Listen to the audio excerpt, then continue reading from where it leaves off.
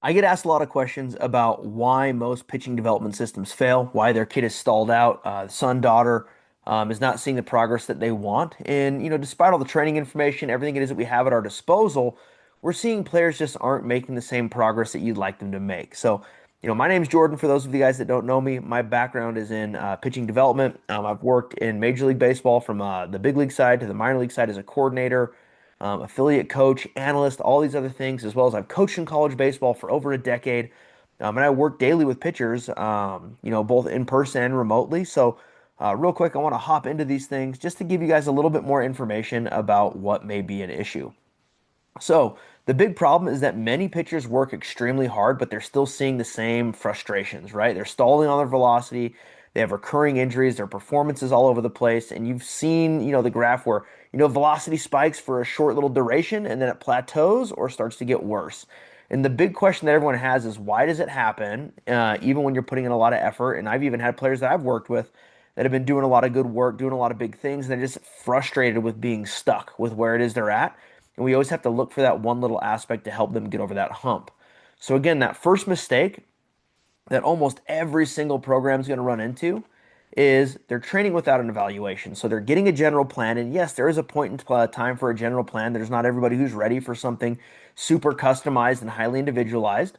But too many programs are going to put a pitcher on a generic throwing program, a generic velo program, or a mechanical drill progression, whatever that is. But they need to understand that athlete first, right? And granted, there might be like a menu of drills that are going to be a good fit for 80% of guys. But two pitchers can both throw 85 miles an hour and have very different ways to get there, and they could be plateaued for very different reasons. One of them may be a very elastic body, where one of them may be a very powerful body. So what we want to do is be able to combine information with where that player's at to create something that a player can really maximize. So here what we always do is we start with a full evaluation. One of the big things we do is always arm care. We do slow motion video. We do point in time testing through our jump data and everything that comes with it. We do pitch logic for baselines for pitch movement. And that's before we even do a single day of programming. We like to have as much data as we can so we can really know what direction we need to move this athlete. So the second mistake is people put way too much emphasis on their mechanics. So again, mechanics are extremely important, but mechanical changes alone rarely solve a long-term performance problem. And the reason for that is they need the physical capacity to support their new movement platforms, right? So you can't ask a pitcher to maintain efficiency if they don't have the strength, mobility, or the stability required to execute that movement. So we address not just the movement aspects of things, but we look at the physical qualities that support it. So, I actually just had a phone call with someone the other day who reached out to me saying, "Hey, I only care about the mechanics. I don't think the strength is that big of an issue." They came in for an eval, they went through and we saw, yeah, you know what, you do have these mechanical inefficiencies, quote unquote, but the reason for that is because we can't meet these minimum criteria from a physical standpoint. So we need to get you training and working on a couple things. So the third mistake that most people have is they ignore the physical demands of pitching. So it is a very demanding aspect. There's a reason it has a high injury rate, but we can solve for a lot of that, right? So it's one of the most physically demanding movements in all of sport. The arm has to repeatedly absorb and produce a ton of force, enormous amounts when they coordinate through, really fine, precise movements. So many systems treat arm strength and shoulder stability, even rotational power is an afterthought of something that's going to happen and occur in the movement. We put it as the main piece, right? We want to make sure that shoulder and elbow are going to be durable enough. So as we start to increase that rotational power and stability and all these other aspects to increase velo and increase performance, now we're going to be strong enough to handle that excess force that we want to create. So we make the physical qualities a daily priority. And we use ArmCare's testing system. We use their custom training. I call it prehab throwing, right? We want to make sure the arm can handle the stress that we're going to put on there for development. And then that leads into competition. So the next mistake, I'm just going to combine this one here into mistakes 4 and 5, is we're relying only on what it is we see. So if we're only using what our eyes can do and we're just saying, hey, I think I see this, this is what I would say, we need to use video to really make sure we're making appropriate changes because we don't just want to throw things on the wall and hope something sticks. We want to look at the information and use the video, slow it down so we can be as fine and precise as we possibly can. And then number 5 is we're looking at fragmented training. And what I mean by fragmented training is, again, I had a guy reach out the other day and he says, "Yeah, I like to go to a new pitching coach, at least every 2 months because then I'm getting a whole bunch of information, I'm getting a whole bunch of data, I'm getting a whole." I get what he's saying, but at the same time, like you don't need to be going asking a whole bunch of different opinions. Even if you're not going to train with me, I would recommend you pick one person, stick with them for a good bit of time.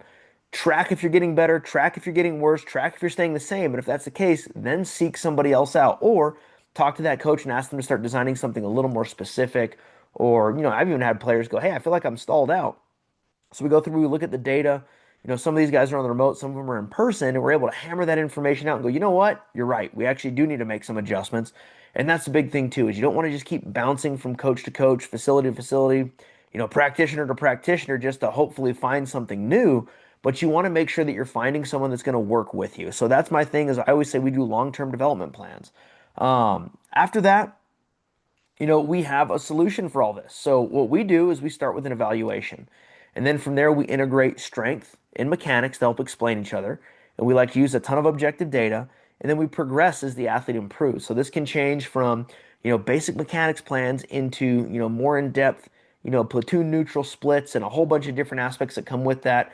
We also take a lot of information that we like to funnel through our evaluative process, and it gives you a grade. It gives you an understanding of where it is you're at. It helps you really understand what your next steps are. So not only are we telling you where you're at right now, but we give you a perfect, window as well as a realistic case scenario. And what if things go terribly wrong? But we give you the roadmap of how it is we're going to accomplish those goals and what that end result might look like. So again, we're not the perfect crystal ball, but we're pretty good at evaluating and determining where you're going to be at in, 3, 4, 5, 6 months from now to help you accomplish those goals. So with that, here's some of the great things we've seen. When I had Anson Bright when he started out with us, he was already a really good arm. He was already a hard thrower, but as a freshman in high school, he was hitting 90, and now he's up to 96. And we did that just through guided training, making sure that we're keeping the rotational strength where it needs to be, a few tiny mechanical changes, but most importantly, monitoring where his arm's at on a day-to-day basis to make sure he can handle those demands. After that, we have Carter Laxamana. He's local here to Utah. He started out at 77. Now he's been up to 91. He sat 88 in his last outing. But we saw a rise in his arm score, his jump metrics, and we saw actual velo gains from this. So again, consistent training leads to great results. And he was on those month-long plans as well.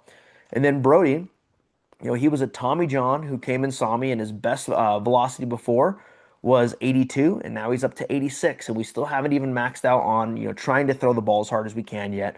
We're just slowly building in, but again, we lay the foundation on top of each other. He's also developing a changeup because he used to be just a fastball curveball guy. So we keep layering. If you're interested in training with us here at Utah Rotational Athlete Training, go to our website, uratbb.com. You'll find it in the description. Reach out to us. We got an intake form. You'll find that information there. We'll get back to you usually within a day or two. But if you have any questions, reach out, let us know, send us a message.